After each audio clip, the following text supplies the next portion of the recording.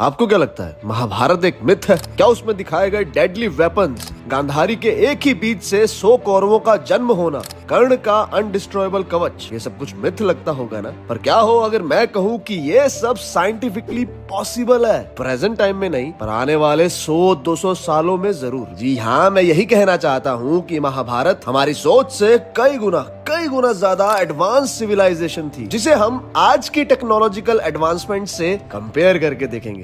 वज्र, थंडरबोल्ट, जो कि इंद्र भगवान का शस्त्र है, महाभारत का ऐसा डेडली वेपन जिसे टारगेट पर बिजली गिराने के लिए इस्तेमाल किया जाता था। और आज की डेट में यूएस आर्मी भी कुछ ऐसे ही वेपन पर काम कर रही है, जिसमें प्लाज्मा लेजर्स को यूज करके उससे लाइटनिंग बोल्ट्स यानी कि ऐसी बिजली क्रिएट की जाएगी जिसे सीधा एनिमी पर टारगेट किया जा सकेगा।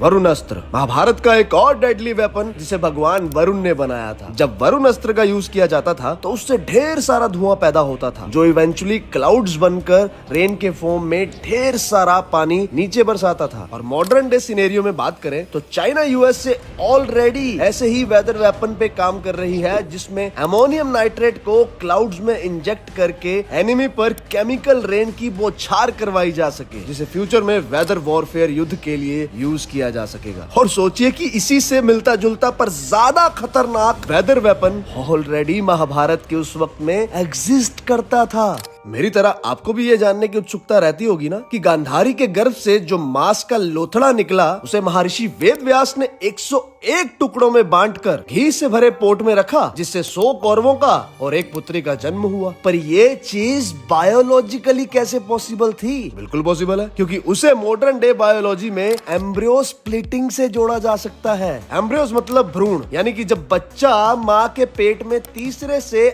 8वें हफ्ते के दौरान शुरुआती स्टेज में होता है, तो वो जो मांस का लोथड़ा निकला उसे हम एक तरह के एग की तरह एज्यूम कर सकते हैं, जिसे महर्षि वेद व्यास ने स्प्लिट करके 101 एम्ब्रियोज में कन्वर्ट कर दिया। और जिन पोर्ट्स में उन्हें रखा गया, उन्हें हम आज की डेट के टेस्ट ट्यूब से कंपेयर कर सकते हैं। पर मदर्स यूटेरस के बाहर बच्चों का जन्म करवाना और एक एम्ब्रियो को 101 एम्ब्रियोज में स्प्लिट करना, that was really advance technology, जो हम आज की डेट में तो सोच ही नहीं सकते, मे बी इन फ्यूचर।